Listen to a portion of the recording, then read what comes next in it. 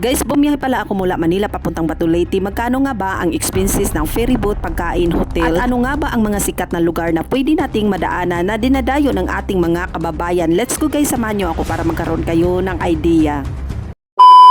Guys, mula Sucat Muntinlupa pala binabaybay natin ang kahabaan ng kalsada mahigit 24 hours para makarating tayo sa ating destination. Bago ang lahat guys, dito pala ako unang nagpapultang sa Alabang Muntinlupa bago magpatuloy sa biyahe. 350 pesos pala ang bayaran ko dito.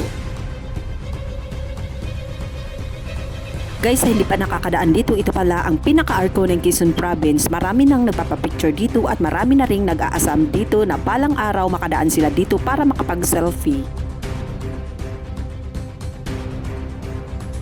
Habang binabaybay natin ang kahabaan ng kalsada guys, malapit na tayong makarating sa Zigzag Road or tinatawag nating Bitokang Manok na isa sa lugar na dinadayo ng ating mga kababayan na madadaanan natin kapag papunta tayo ng Leyte. Bago pala tayo magpatuloy sa mahabang paglalakbay natin guys, hindi natin makalimutan na huminto dito sa Quezon Protected Landscape. Napakaganda dito sa personal, puno ng malalaking puno at ramdam mo ang sariwang hangin at napaka maaligwalas ang kapaligiran.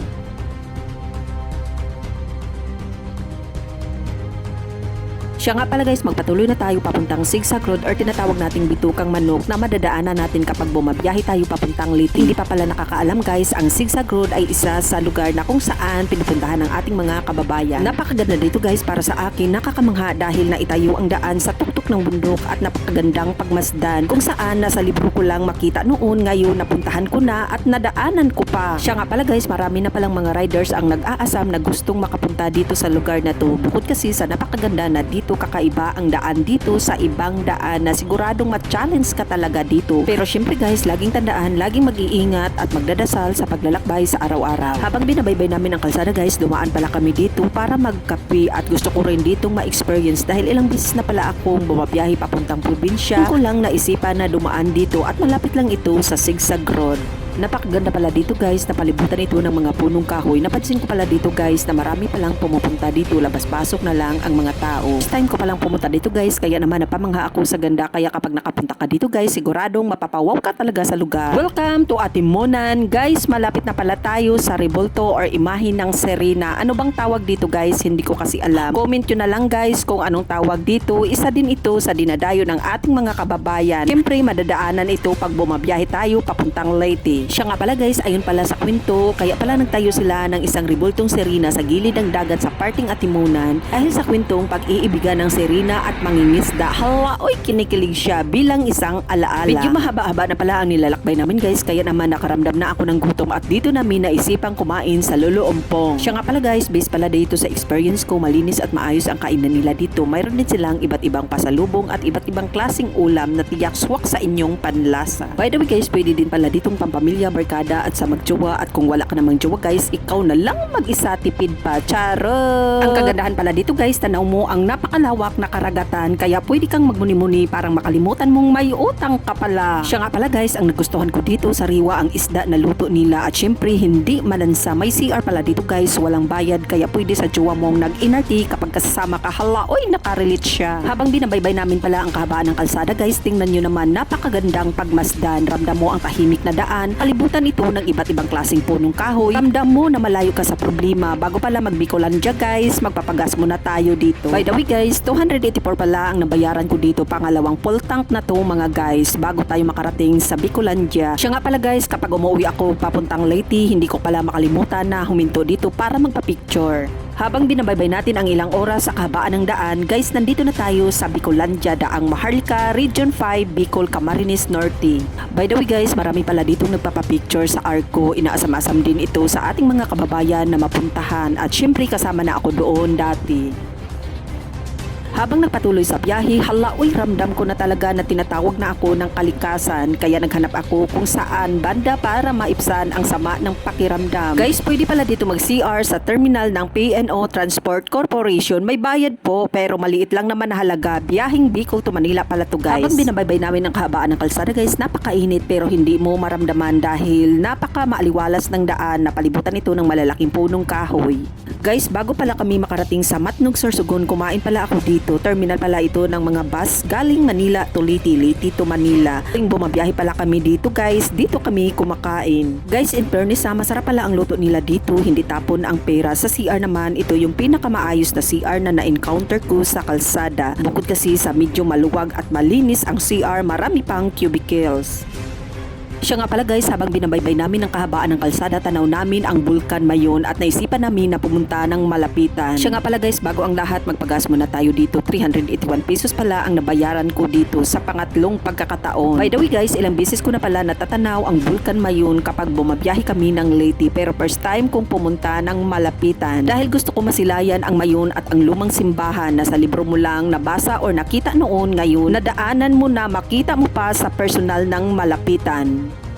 Siya nga pala guys, kapag makita natin ang arko ng Kagsawa, lumiko tayo kapag gusto natin masilayan ang Mayon at ang lumang simbahan. Pero kapag hindi naman guys, diretso lang ang biyahe papuntang Leyte or saan man. By the way guys, may entrance fee pala dito, 15 pesos per head. Ang motor naman is 45 pesos kapag gusto mong ipasok. Guys, bago pala ako sasampa ng ferry boat, bumili muna ako ng bunamin para tanggal hilo ni Inday at nagpapagas na rin ako sa pang-apat na pagkakataon. 235 pesos pala na bayaran ko dito guys. Time check tayo guys, 5:30 pala kami nakaalis sa bahay. Mag alas 7 mahigit kami dumating dito sa Matnog, Sorsogon. Unang station pala dito guys, kukuha pala tayo ng queuing number at saka wala ditong bayad. Guys, ito pala ang pangalawang station. Dito pala tayo magbayad lahat bago sasakay ng ferry boat papuntang Alin, Samar. Ang hinihingi pala nilang requirements guys ay ang license natin or di kaya ORCR ng ating mga motorsiklo. Ang expenses pala dito guys, kapag may backride ka, motor at rider 930 plus backride mo 247 plus additional payment na 105,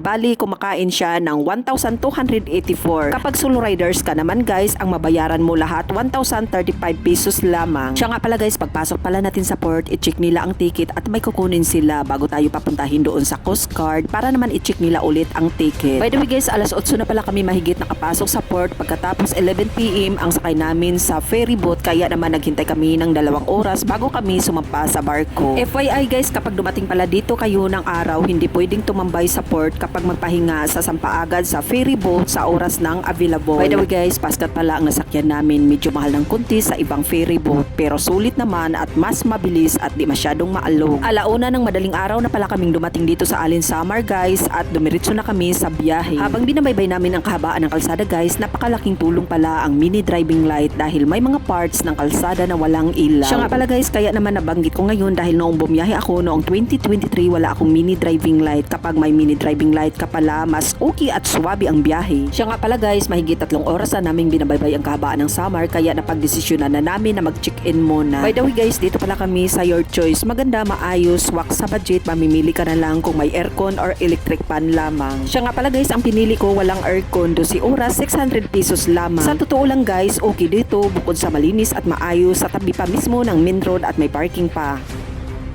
By the way guys, alas 11 na pala kami ng umaga nag-check out. Bago magpatuloy sa biyahe, nagpagas muna kami sa may San Sebastian, Samar. 363 pala ang nabayaran ko dito.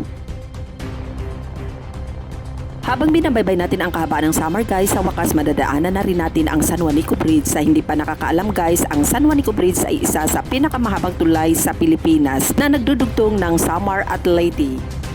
Siya nga pala guys, alas 2 na pala kami ng hapon nakarating dito. Alam nyo ba guys, ang San Juanico Bridge ay isa sa inaasam-asam ng ating mga kababayan na mapuntahan. At syempre isa na ako doon na dati ko lang makita sa libro, ngayon na dadaanan ko na at abot kamay ko pa. By the way guys, ilang beses na pala akong nakadaan dito, hindi nakakasawang pagmasda na palibutan pala ito ng tubig alat at matatanaw mo ang naglalakihang kabundukan.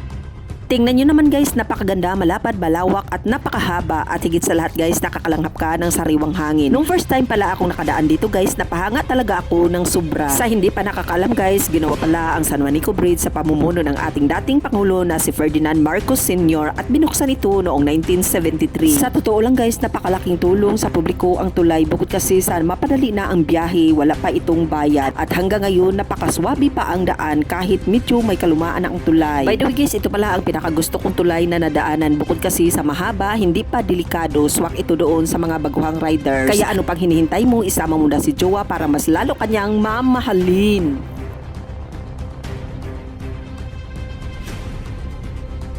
Siya nga pala guys, nandito na pala tayo sa Tacloban at madadaanan din natin ang MacArthur Memorial National Park, kaya tara na, silipin na natin. By the way guys, ang dami mo palang madadaanang lugar na sikat or kilala kapag bumiyahe ka ng Maynila to Leyte, tapos Leyte to Manila naman. Guys, ang MacArthur Memorial National Park ay nasa gilid ng highway or gilid ng main road. Pagpunta mo pala dito guys, ito kaagad ang bubungad. By the way guys, napakasarap pala sa pakiramdam dahil dati makita at mabasa mo lang sa libro at tinuturo ng mga guro, kayo napuntahan ko na at abot tanaw ko pa. Siya nga pala guys, ang MacArthur Memorial National Park ay isa sa inaasam-asam na mapuntahan ng ating mga kababayan at talaga namang dinadayo dito ng ating mga motorista sa iba't ibang lalawigan. By the way guys, sa hindi pa nakakaalam, ang MacArthur Memorial National Park ay matatagpuan sa Paloliti, Eastern Visayas. Nawa din ito sa pamumuno ng ating dating mahal na Pangulo na si Ferdinand Marcos Sr. Siya nga pala guys, pagkatapos pala ng ilang oras na biyahe, kumain pala kami dito sa Dulag Leyte sa may Andox. Alam nyo ba guys, nagustuhan ko dito ang Andox ng Leyte dahil may kakaiba silang putahe gaya ng sinigang na karne, suwak sa panlasa at masarap pa sa halagang 99 pesos. Sulit ang servings nila dito.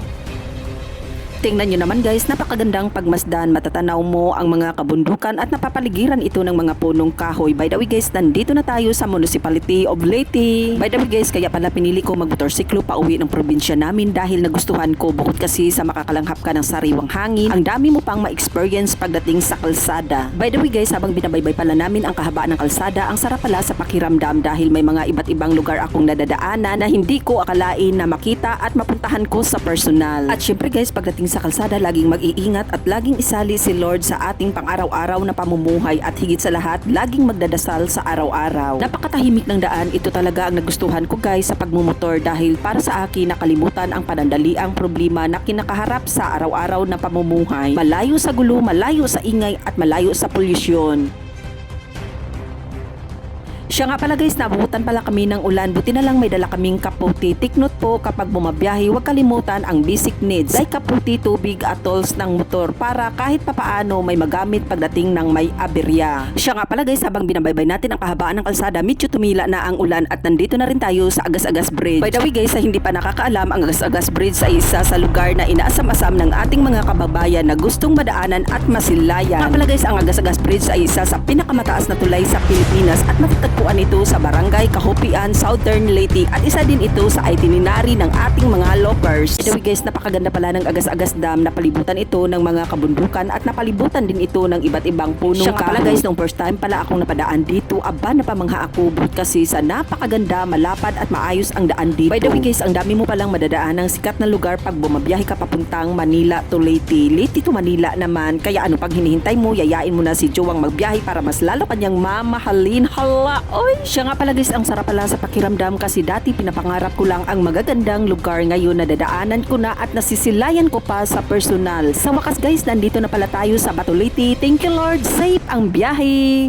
Guys, dito pala ako pinanganak at dito na rin ako lumaki. Mahigit alas 6 na ng gabi kami dumating dito sa Batu Leyte. Napakaswabe ang biyahe. Wow, bongga, may stoplight na pala ang lungsod ng Batu Leyte. Nakaka-proud talaga. Siya nga pala guys, bago pala kami umuwi ng bahay, nagpapagas muna ako sa panglimang pagkakataon. 378 pala ang nabayaran ko dito. By the way guys, ang nagastos ko pala lahat sa gas 1,996, sa pagkain naman 1,235, sa hotel naman 600. Kaya ang nagastos ko lahat guys 3,831. See you in my next video guys. Babu!